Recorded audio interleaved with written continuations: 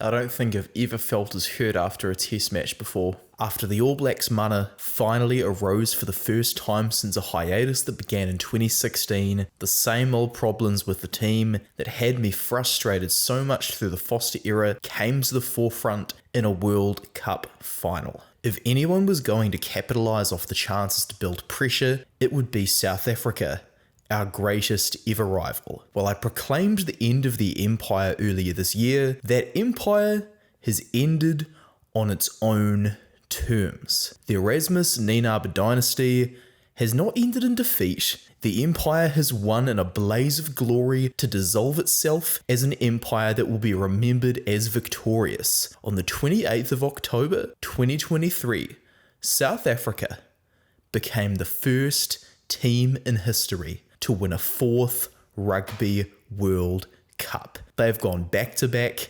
inspiring a generation of Springbok fans forever. So how did the Springboks take the win?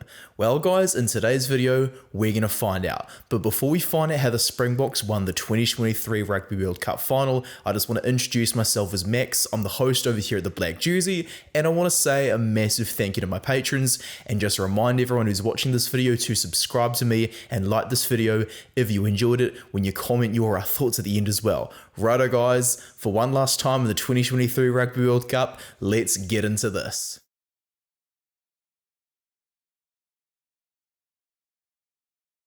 The reason that South Africa were able to get early points was because they defined the terms of the engagement for the test. They wanted to win the test on their defence, so as Beauden Barrett kicks off, we can see the forward pack split into 4 groups of 2, with the wingers closest to the opposition. It's pretty obvious that the forwards will do this here if they get the ball, with one player lifting the other, while Etzebeth for the side and Mostert close to the camera are in a great position to clean the ruck on the 2 wingers. Because Barrett's kick goes long, the 2 pods in front of Willems are able to turn around and jog towards him to act as blocking mechanisms. Willems, without pressure on, kicks for touch as South Africa declare their intent to dominate in the air. This willingness to win in the air by the Springboks means the All Blacks launch their first attack off the second line-out of the match. In this match, Eben Etzebeth also confirmed without any doubts that he is the Springboks' greatest ever player. Firstly, we look to see his knock to Barrett's hand. As Barrett attempts to catch the ball, Etzebeth slaps it out. While the ball could go anywhere and the All Blacks might still win the ball, Etzebeth tarnishes the quality of the ball, because Smith now takes the pass from Retallick. With Mbanambi now clearly given the time to follow this arrow and tackle Smith, we can see the rest of the Springboks get the time to pick who to mark on the wide shot. While there's a gigantic overlap for Talia, South Africa, for those who are new to rugby, use a defensive strategy that I refer to as a press defense. From about 2016 to 2021, a lot of teams in Test rugby were adopting a rush defence.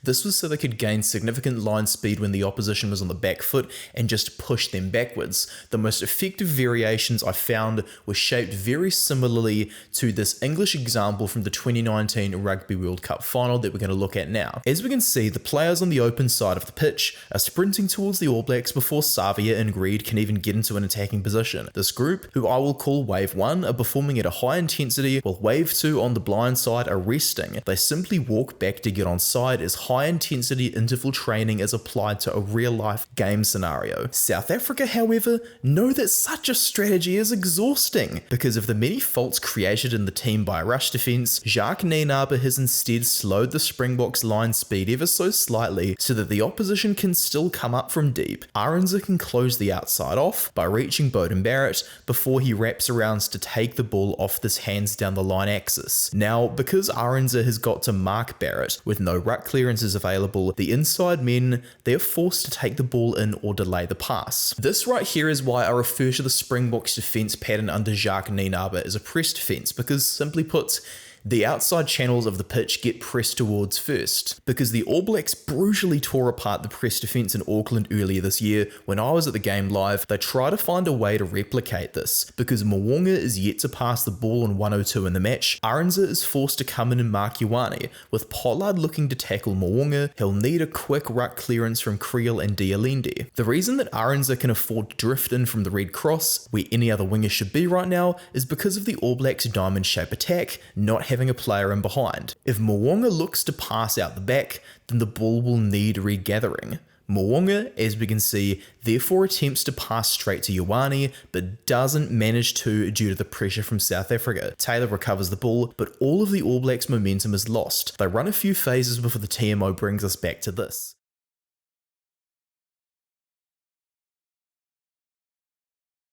This incident that we see in these rolling stills has been compared to Darcy Swain's incident by some people, while others have said it's not even a penalty. So guys, let me explain. The spotlight we've got here shows that Tom Wright is unable to roll away from the breakdown. Australia are therefore correctly penalised, with Wright being issued a yellow card. As the referee puts his arm out to signal that the All Blacks have advantage, we can now see that Quinn Tupaia is over the ball with Taukei'aho on top of him to lend some weight and prevent a ruck clearance. What Taukei'aho is trying to do is stop what we see on screen called a crocodile roll. The bloke who is teaching us how to perform the technique is Josh Southall, who is a player for Wellington and a personal trainer. As Josh shows us, this is a ruck clearance technique where you wrap around the jackal's chest to roll them over to the side so that they're cleaned from the ruck. With Taukei'aho here, Tupaia can't be moved. Despite this, Darcy Swain, who has his foot in front of Wright, meaning is offside, binds to a teammate, clipping Tupaia's knee with his forearm. Swain, as the close-up shot shows us, clearly twists Tupaia's knee with intent, hence his 6-week ban. As we roll back to Frizell, he clearly has his right arm wrapped around Mbanambi's chest, just as Josh showed us how it's done. Because Mbanambi is so low, however, Frizell, in an attempt to move him, reaches too far with his left arm, failing to bind.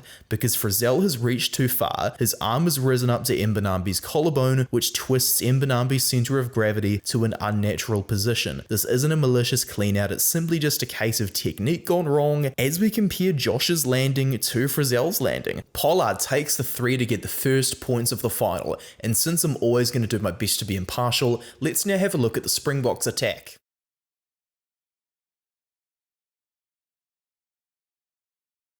As they did against Scotland and at Twickenham, the Boks are using angles rather than physicality to disorganise the All Blacks' defence. Retallick has just exited a ruck while Mo'unga is marking de Klerk. Taylor, Ioane and Jordan are all sliding across to the blind side, and the reason they're doing this is the momentum of Kolisi, Mostert and Etzebeth. Having defended against this line here from Kolisi before, as we can see, Ioane understands that the forwards are rotating around as this animation shows us. This is why he's travelled to his current position. He's looking to follow the white arrow and push Kolisi backwards as he reaches his final stance. Etzebeth is of course coming around to clean out as Taylor marks Mostert. Pollard though overrides the game plan, recognising the space between Mo'unga and Taylor created by the sliding defence. The opening of this gap will force Retallick to make a second tackle in a row, while as we can see when Pollard lands, this guarantees South African access to front football. Aaron Smith is the only All Black on side, meaning the box can't be turned over. Because Ioane also needs to mark Creel to stop pick and go,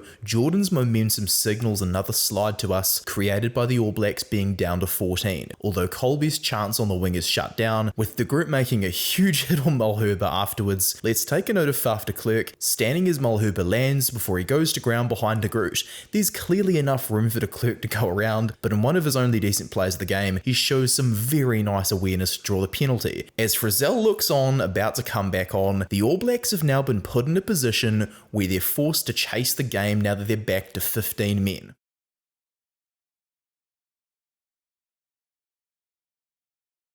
Luckily for a dodgy tackle on Ethan de Groot while he's falling allows Mo'unga to take the 3 and the All Blacks get their first points on the board. Now, overall, I reckon Wayne Barnes had a really good performance as the ref.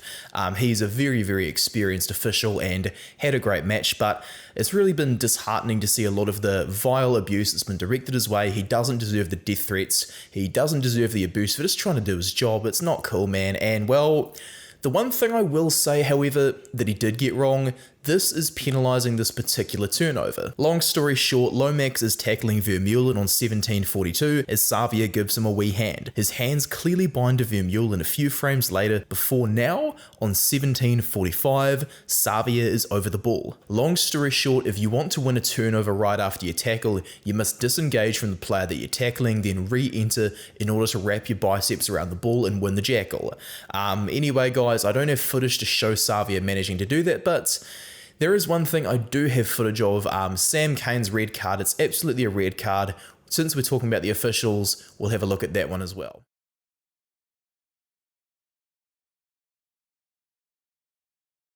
Kane's shoulder on 26:41 makes direct contact to Creel's head with force. This has been a law since 2016 when I was still in school. Rubbish like this is why I'm no longer playing.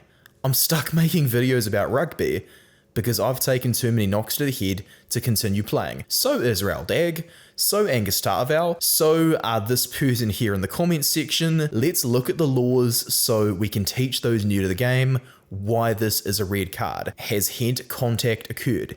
Yes. Kane's shoulder is driving into Creel's face with force. Was there foul play? Yes. Kane and Creel are as low to the ground as each other. What was the degree of danger? Direct contact.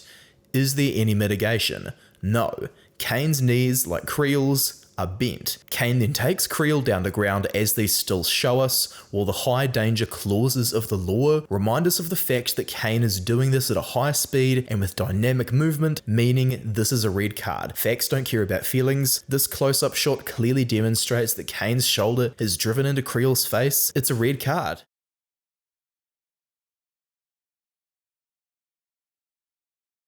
Adding insult to injury, man.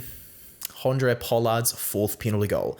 Mark Talia, though, he gives us hope, delivering a beautiful offload to Aaron Smith. With 5 Springboks on the ground here, they all need to get back on side. Although Aaron Smith is the one who lands on the red cross, tackled by Kolisi, it's fairly obvious what will come next. Mo'unga and Talia will hit the ruck since they're the closest, and even though Smith is on the ground, Beauden Barrett will have the ability to make the pass out to either Jordan or Ioane. Although they're out of frame, Lomax and Retallick are also floating as support options to clean the ruck, as this animation shows us. Now, when Barrett prepares to pass on 36-18, we can see that he's marked by Kolbe as Kolisi stands up. Having come in to guard the fringes of the ruck, he's not on the wing where he should be. To make matters worse, Creel is defending absolutely terribly, hopefully not because he wasn't given an HIA. He's watching Talia despite the fact that Kolisi has stood up. Because Willemse is marking Jordan, Creel and Vermeulen need to shift to the blind side so that Willemse can mark Retallick, with Vermeulen marking Ioane and Creel marking Jordan. Though those All Blacks are out of frame,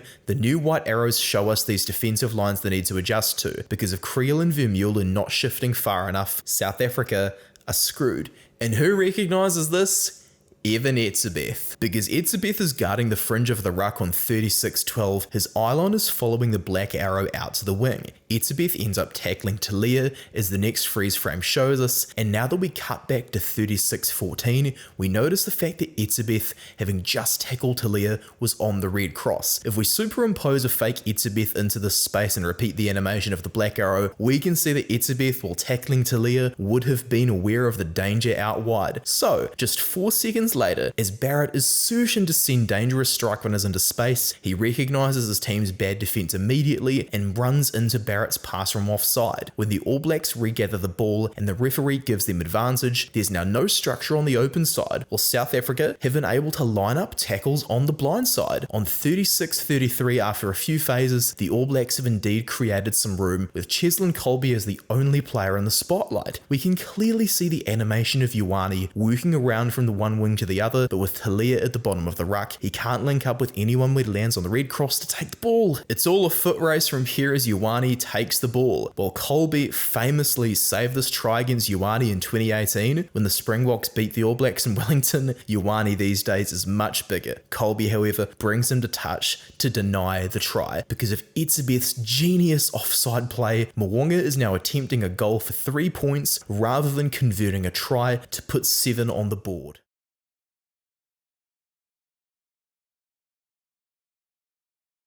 Had Etzebeth not done this, the halftime score for South Africa could have been a lead of just 12-10, but instead it is a 12-6 lead at halftime. This is despite, as the halftime stats from Ultimate Rugby now show us, the All Blacks had a 63% possession rate at the first half at the 40-minute margin after Tyrell Lomax knocked on. Absolutely crazy stuff for the All Blacks to have that much possession and still be behind. This is a team who just loves scoring tries for fun, but with South Africa just wanting to dominate on defence, they're still getting a majority of the possession and, sorry, not the possession, the territory, and they're kind of able to confine the All Blacks to play inside their own half. And while the All Blacks are making a few more meters than South Africa. They've made 2 line breaks. South Africa are absolutely dominating the breakdown with 4 turnovers to 1. The All Blacks really trying to pass as much as possible, really trying to carry as much as possible, but it just isn't working because South Africa are fired up.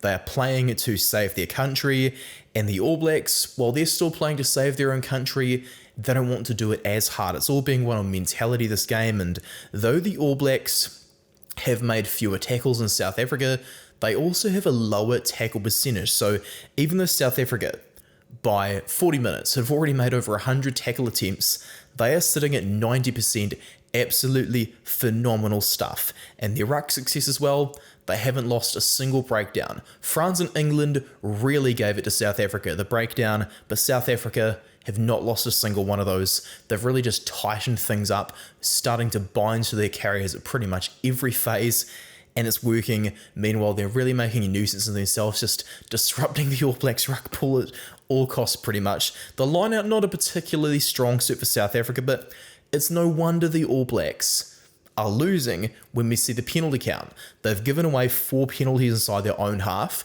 and Handré Pollard has kicked all of them. He has attempted every single shot at the 3 he has been given, and he has turned all 4 of those shots into 12 points for South Africa.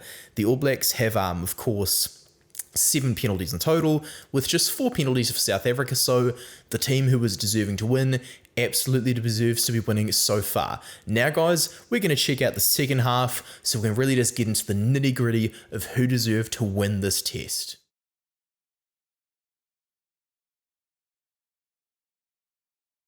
Now guys, as we begin the second half, I want to show you this animation over here. Despite South Africa not really being much of an attacking team, they did save a very intelligently crafted move for the final. The animation I've got on screen demonstrates an attacking team in white who have their first receiver as the head of a diamond-shaped axis. The first receiver of this team has an inside option slightly further back than his outside option, because the defending team have only got 5 defenders in the back line with their 9 and 12 in the scrum. The inside man, Cheslin Kolbe, has the opportunity to travel forward for a chip and chase to draw the defending team's fullback in for a tackle. The other option for the attacking team is that they can follow the hands down the line axis to create space for a try on the outside, thanks to the defending team having nobody to defend the wing. We now cut to 44:08 in the second half to highlight the same hands down the line axis coming from the scrum and out to Willemse at 15. Only thing is though, Pollard isn't standing in to take the pass. Pollard is looking for D'Alende to collect it, with Creel running up as a decoy runner. If D'Alende runs into Jordan with Creel doing the same to Mwanga, this will allow for Pollard and Kolbe to wrap around and create a 4-on-2 as the new defensive lines from Talia and Ioane show us. The successful wraparound by Pollard and Kolbe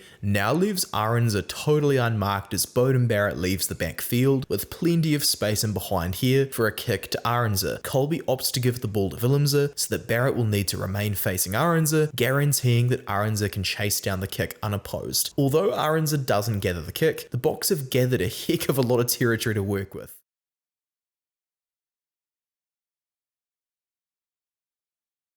The All Blacks' clearance of the ball from their own half brings us to the yellow card for Siya Kolisi. While my comment section was flooded with rubbish like this and my DMs were flooded with people trying to tell me this is a red card, it's objectively not a red card. In the first angle examined by the TMO, we can see a clear attempt by Kolisi to wrap his arm around Savia's chest, as Vermeulen is also tackling Savia. We now see a second angle where Kolisi very clearly has his left arm binding to Savia's waist. So, in this instance, is there head contact? Yes, Kolisi has wrapped both arms, but the back of his head has clashed with Savia's face. Was there any foul play?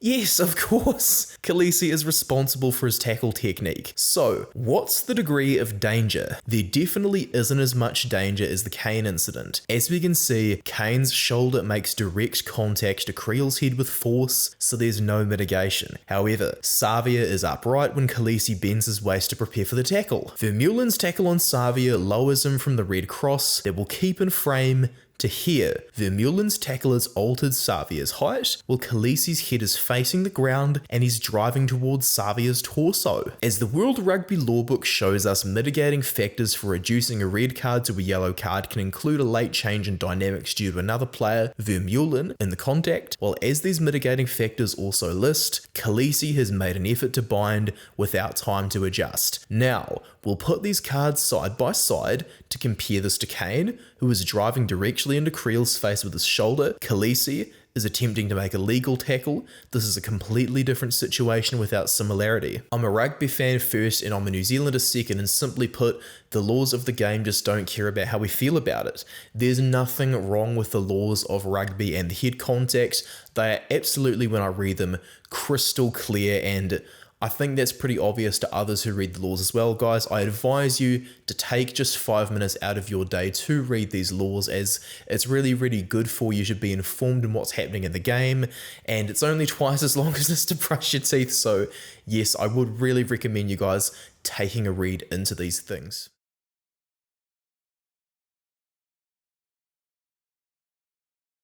Now that we get back to the game, the animation you can see on screen is a massively common strategy used by plenty of teams in Test rugby to take pressure off their first receiver. What we have on screen is the attacking team's 10 getting a pass from a player who is at the head of a 3-man pod. The 10 is in this zone to get more time to select a strike runner on the outside. Only issue is, while the strike player is clearly set on 52-54, we'll have something to look at soon. Anyway, we can clearly see the real example of Geordie Barrett at the front, with Jordan on his right and Ioane on his left. They're all in front of Mo'unga after the line-out. If Talia and Beauden Barrett are the only players on the outside though, what on earth is happening?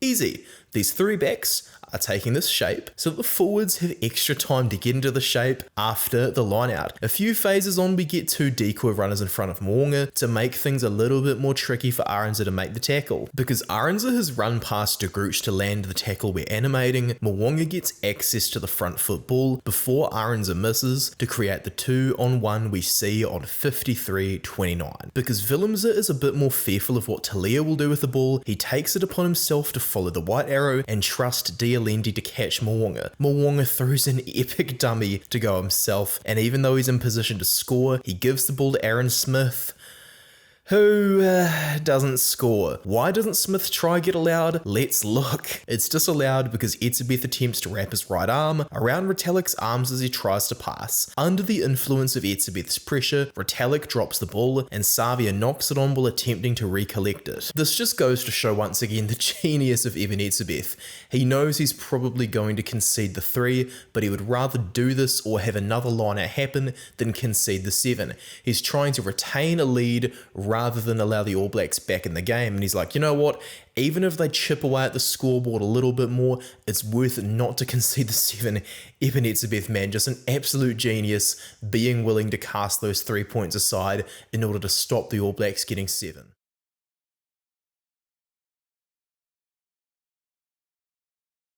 The All Blacks' decision to keep going for the line-out though does finally work. While Snyman is attempting to win the turnover on 56-50, we see him here 3 seconds earlier in an offside position, driving to the side of Retallick, not the front. We can see that because South Africa are back to 15 men though, attacking on the outside is going to be very difficult. To be honest, I think that this try here sums up the Ian Foster era, with Dutoy marking Mo'unga, Foree on Geordie Barrett, Creel on Ioane, Arendse on Beauden Barrett, and Willemse on Talia. Jordan serves no purpose in this channel. Although Bodie and Talia are out of frame, they're well covered. Jordan needs to be working around to the open side to give the advantage in numbers. When Geordie Barrett takes the pass, he needs for Jordan to be on the red cross so that Bodie can drift out more to the wing and fix Willemse. If Jordan stands in place, Ioane will be able to successfully run a decoy line, which will force Willemse to choose between either 3 of the defensive lines we can see. Because Jordan has screwed the pattern up, Barrett has no other choice than to go long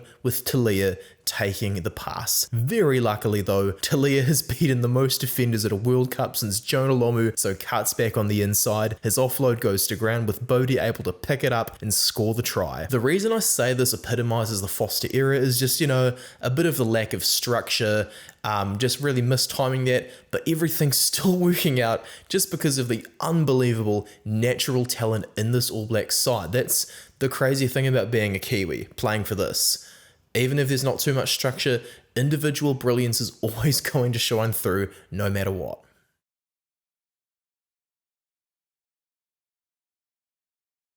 The refusal to take the 3 and continue line-out issues though, it really starts to hurt the All Blacks by the 72nd minute. But what's hurting the team more so is the same old problems I've banged on about for the whole Foster era being ever present. As I wrote in an article last year, Jordie Barrett is one of the best players in the world on the counter-attack and one of the best defenders in history, but what Barrett is not is a 12. I'd go as far to argue that Jordie Barrett stepping out of his brother's shadows has been one of the biggest success stories of the Foster era, but when you're changing all of a sudden from a key decision maker to the team and into another jersey over at 12, suddenly the team kind of loses a little bit of that rhythm, and just slight, tiny, little bits of rhythm can be what determines a World Cup.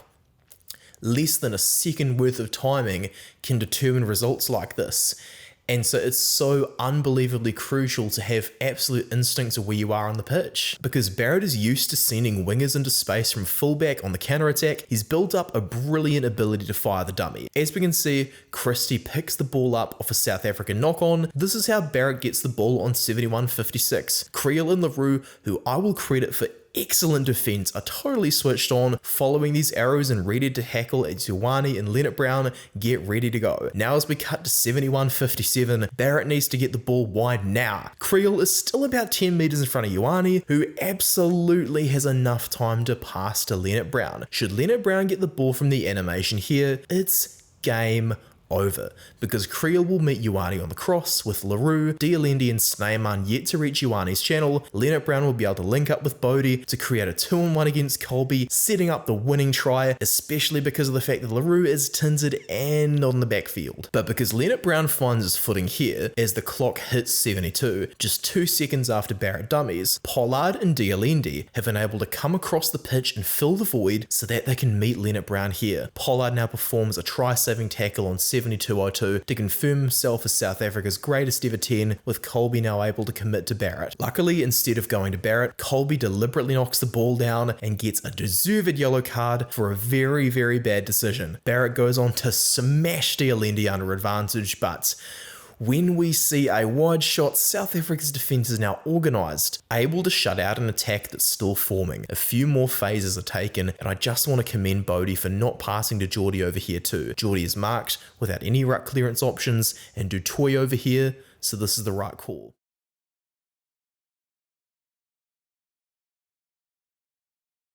Cheslin, Kolbe, Jordie Barrett, who I really feel for, and Handré Pollard all miss potential game-winning goals from here. The final is all going to come down to mentality and dealing with the pressure. Beauden collects the drop goal of Pollard's charge down by Savia. Now he looks to pass to Jordie as McKenzie wraps around from fullback. I just want to showcase this amazing work from Dialendi, however, to change his line from heading towards Beauden to now in this new freeze frame, eyeing up the white arrow that shows a tackle on McKenzie. Using his size to pressure McKenzie into failing to wrap around, Du Toit now gets all the time in the world to absolutely smash Jordie, shutting down the space on the outside. We get one final chance as McKenzie passes to Savia. Leonard Brown, though, simply put, isn't a winger, because Talia has shifted to 14 and Ioane has remained at 13. Leonard Brown is stuck on the left wing. Leonard Brown needs to be here next to the touch judge so that he can give Savia some confidence that a ruck clearance option is coming, or so that he can be on side to get a pass. There's a decent chance at Leonard Brown going for a chip and chase if he takes the ball from such a position, but because Savia doesn't want to toss a forward pass, things aren't looking good. Savia does his very best to suck in Pollard, draw in the defence, but with Pollard's arms stretched out, Savia succumbs to the pressure and loses the ball forward. As South Africa look to win the game off their scrum reset, Savia comes in for a titanic tackle on Visa, while Sam Whitelock, the greatest ever player in his last act as an All Black, comes in to try and win the turnover. While Whitelock wins the turnover, the maul is ruled, the referee then sees the ball go into touch. It's game over. South Africa have gone back to back. They are 4-time World Cup champions.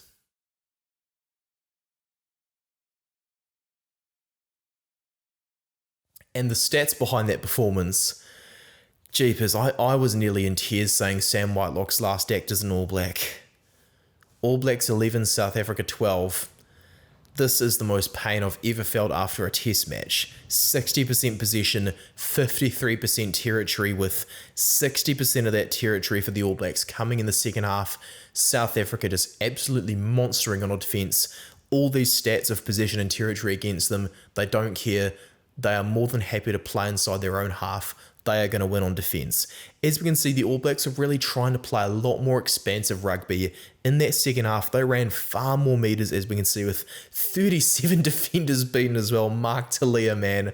What a phenomenal game he had. Just such a shame he had to get a silver medal. But the key, though, it continues to be the breakdown, and 3 turnovers as well to Quagga Smith. He becomes the top jackler of the World Cup with 10 total turnovers of the tournament. Absolute machine, Quagga Smith off the bench.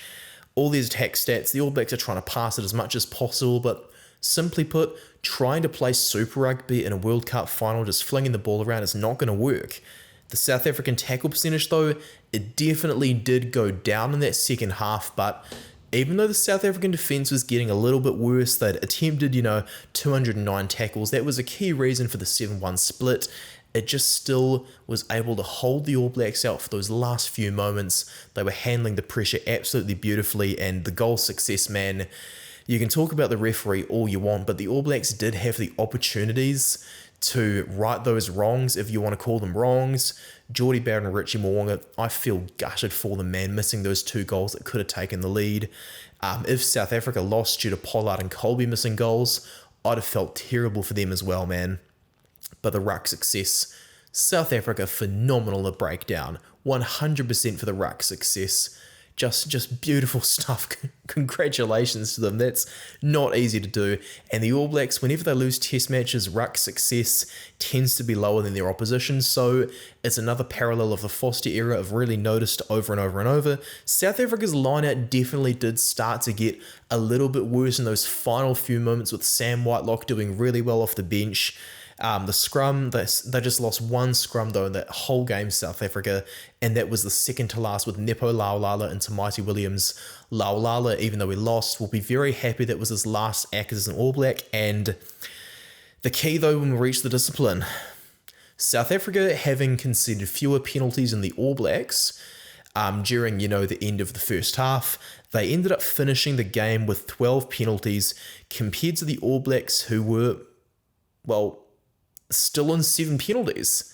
Not giving away any penalties inside that second half, but the key is South Africa, by attempting to kick the 3 on all 4 of the All Blacks penalties, they'd already won by half time. The All Blacks only attempted to kick the 3 on 6 of the chances South Africa gave them. And so, when you're not taking the 3, if you're not learning from the mistakes made by the Irish and the Scottish, it's too bad. This tweet I've got over here from Brumby's boy, it absolutely sums it up. The red card didn't ruin the game for years. We've been talking about the cards and how it might cost a nation a World Cup final. Instead of adjusting and learning, New Zealand and Australia have whinged, tried to change the laws in hope of entrainment superiority. It cost them a World Cup. The red card, the discipline, that's what cost us the game. Because when you've got bad discipline, you just can't win a test match, man. That's how it goes. It's how I've always said it. And South Africa, when their discipline started to get loose, the All Blacks just couldn't capitalise on it. They kept wanting to go for the line out. They kept wanting to do the driving maul because it works over and over in Super Rugby. But it just couldn't work, man. And I feel so horrible for Aaron Smith, Sam Whitelock, Nepo Laulala, Beauden, absolute legends who have given their all to the game. And just as, I'd given up hope on the All Blacks, I didn't expect us to win. Just as I started thinking, we had a chance, it all comes crashing down to reality. So it proves to me, second place, the silver medal, probably right. It tells me that we had the players to do this, but not the head coach. And Ian Foster, even though he didn't win, I wish him well in his next chapter. South Africa, congratulations, deserved to win. They took the opportunities when they were there. They held out on defence. Eben Etzebeth, the GOAT lock of South Africa, the GOAT player of South Africa. Handré Pollard, their best ever 10. Peter Steph Tutoy, their best ever blindside flanker. Cheslin Kolbe would definitely be one of the greats if he played more test matches. Willie LaRue, I hope he sticks around to get 100 tests. Quagga Smith, Sia Kolisi up there with the greats. Oxen Chair, an absolute legend.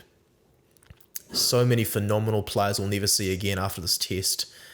Crazy end of an era stuff, and thank you so much for joining me through this World Cup campaign, guys. Absolutely devastating for me to take. This video has probably been more therapy than analysis. This will also be the longest video I've ever made, so cheers to you guys for viewing this. My name's Max, I'm the host over here at The Black Jersey, and please do consider becoming one of my patrons if you can afford it. I would really appreciate that. You can also find me over on Instagram, and just remember as well, do leave your comments in the description down below. Absolutely devastating loss to take for the All Blacks. Huge victory, absolutely unbelievably meaningful for the Boks, and I will see you in the next one. Cheers for watching from Max.